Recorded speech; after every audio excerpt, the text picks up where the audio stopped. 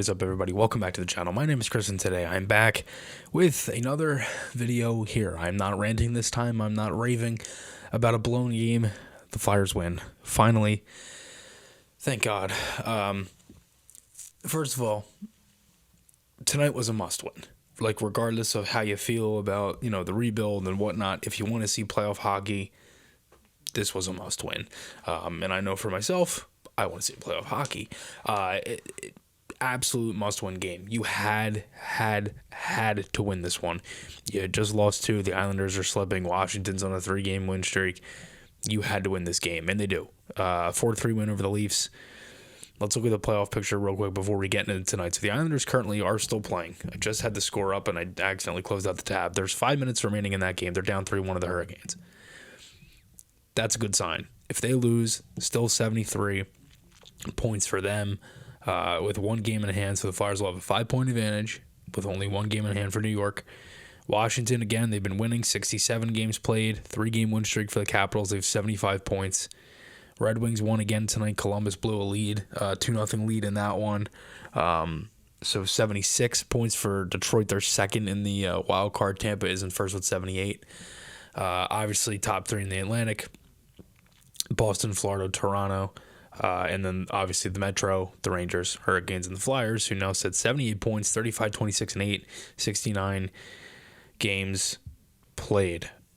This was a really interesting and fun game. A lot of things happened, and a lot of things happened leading up to it. Sean Couturier, the Flyers captain, 20th captain all time, in a couple days over a month, gets scratched. So Coots was named captain on Valentine's Day. He's healthy scratched for the first time in his career. I don't ever remember a Flyers captain getting scratched. I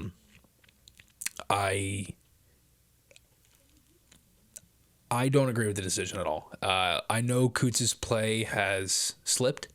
Do I think it has warranted a scratch? No. Because it's kind of like... to me, it's like, give me something. You know what I mean? Because it's like, okay, I want more offense out of you, but in Coots' defense, it's like you're only really playing him with Nick Delorier. And did he not have a hand in the Flyers' comeback last game against Boston, even though they ended up falling short there? Because he made the Delorier's goal. I mean, he created it. It was listed as unassisted when Coots literally passed it to him. I don't know why. So that was a little odd. I will say, I am tired of the mind games. I'm tired of the Tortorella, like, trying to get the most, all the time, because it's like, I kind of feel like you don't have to do that. Like, I feel like that's just kind of worn out at this point. It's like, how much longer are we going to do that? Like, Coots has kind of proven to you throughout, and to not just him, but many people throughout the season, that he can play and still play at this level and produce. Now, has he been producing lately? No. But that's not to say that, he shouldn't play, especially in a must-win game in March in a playoff spot where you need points. I mean, it's certainly a look, and I don't know if I agree with it. It worked, yeah, but I don't necessarily think it was the sole reason for the Flyers winning today. I don't think Coots being out of the lineup or not, or being in the lineup was going to affect them winning or losing in that big of a scheme like that. You know what I mean? It's not like you can just sit there and say, oh, well, because that was it. Obviously people are going to say that, but I don't think that's the ultimate reason that they won this game. And you needed a big game tonight from specific guys, and Frost was one of them. Konechny was another. Tippett was another. They had good games from some, obviously Sanheim with a goal, Lawton with a goal, some veterans step up. It was a good game all around for a lot of guys, and the Leafs are a good team. I mean, they press. They have a ton of talent. They obviously scored 3 goals in the third there. So it was much more tighter than it probably should have been. But, hey, 2 points is 2 points. A win is a win. And, again, like I said, the Flyers went up 3-0. So let's kind of break this one down. Lines in this one: Tippett, Frost, Konechny, Forster, Paling, Hathaway, Farabee, Lawton, Brink, Delorier, Cates, and Lixel. York, Sanheim, Jennings, Addard, Zamula, and Johnson, and then Sam Erson was in net. 19 seconds in, Owen Tippett 1-0. Really nice goal. It just a simple play. Get pucks on net. It finds net. Flyers have a lead, and that's what you needed. I mean, the Leafs were up 3-0. Could have been 4-0 if that goal didn't get waved off in the first period of the last game 5 days ago when these teams met on Thursday the 14th. So really good to see there that they get the lead and they kind of just kept up with that one. And both teams, it was a very entertaining game. Both teams had their chances. Tippett just missed one in front of the pass from Sanheim. Brink hit the post. Delorier and Reeves with a good tilt. Reeves ended up playing the rest of the game. York hit the post in tight. Flyers were playing well. They had again really good period. I thought they generated chances. I thought they did what they could against the Leafs, right? Because their offense is just, it's insane. I mean, they moved the puck all over the ice, and so many weapons, so many guys could shoot. A lot of good playmakers, and obviously, Matthews.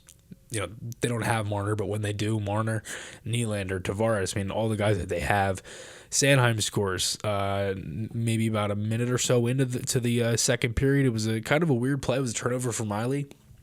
Looked like there could have been goal interference, but there wasn't. No call. Paling was in there, so 2-0 Flyers get an insurance marker there. So Domi would miss on a 2-on-1 literally right after all the ensuing faceoff.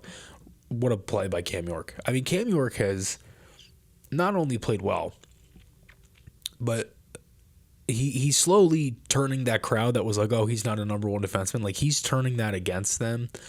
He's really, really played well. In the absence of Drysdale and Ristolainen, where those guys kind of get shuffled around each night, they didn't really know who was with who. Some nights York was with Sanheim, he was with Risto, played with Drysdale a little bit as well. He was kind of all over the place a little bit. And the entire Flyers lineup was, because it was 11-7 for a while. They had a lot of bodies, and then everybody started getting hurt. So it was like, well, now what? So, York, for him, I mean, he's been good on the penalty kill. He's been good skating. He's good moving the puck up the ice. Obviously, he's been, power play a little bit here and there throughout the year. But he blocks this one. He's just played really good defensive hockey. He just really has. And I really liked how his game has turned up this year, especially in games like this, games that matter, games that are big later in the season. A lot of these guys, Flyers have a younger roster, and a lot of these guys don't have a ton of playoff experience. Power play for the Leafs was I didn't really like this call, kind of ticky-tacky. I didn't really like either of the calls that gave the Leafs a power play. Outside of the one late, because you had to take that one, but Tavares hit the post after that. Farabee with a breakaway, he gets stoned. Tippett just flying through the middle of the ice. Connecting misses on the 2-0. A lot of Leafs pressure. The Flyers defended well. For most of this game, Leafs, I think, hit 5 posts in this one, 4 or 5 posts. So that was obviously that helped the Flyers a little bit. Power play for the Flyers. Slash on Nylander. Chance in front almost went in. It was funny because Rocky Thompson was talking today about that top unit and using Frost in the bumper, and I didn't really think about Frost in the bumper, but I see why it works because he's so creative and he makes so much space for himself. And if it doesn't work and you have to make a quick switch, you just flip flop TK and Frost can play the wall. And then Konecny can go right back in, and that's mid shift. I mean, that's mid game. That's a mid, play adjustment that you can make, and it can still work for you because Frost has been able to, use his shot off the wall a little bit sometimes, and he hasn't gotten it off all the time, but it's definitely been better this year. I will say, and he scores. It's the end of the power play after Zamula had a turnover, McCann had a breakaway, and then Nylander hit the post. The Flyers go down and make it 3-0. Frost with a seeing eye shot from the point, and it finds net.